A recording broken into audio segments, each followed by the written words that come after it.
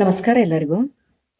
ದೃಷ್ಟಿಬಾಧೆ ಆಗ್ತಾ ಇದೆ, ಎಲ್ಲ ಕಡೆಯಿಂದ ಪ್ರಾಬ್ಲಮ್ ಆಗಿಬಿಟ್ಟು ಪ್ರತಿಯೊಂದು ನನ್ನ ಕೆಲಸ ಆಗ್ತಾ ಇಲ್ಲ.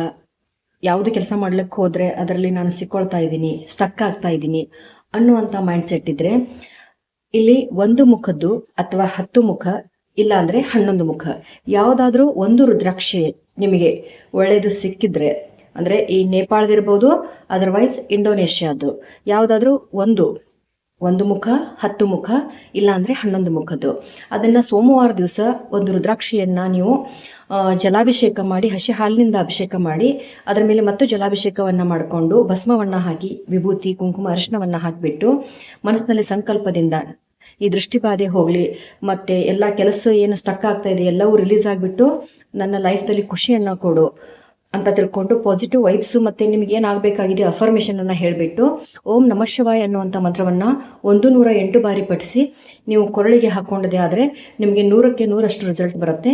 ಈ ರೆಮಿಡಿನ ಮಾಡಿಕೊಂಡು ಬೆನಿಫಿಟನ್ನು ಪಡ್ಕೊಳ್ಳಿ ಅಂತ ಹೇಳ್ತೀನಿ. ಎಲ್ಲರಿಗೂ ಒಳ್ಳೆಯದಾಗಲಿ. ಧನ್ಯವಾದಗಳು.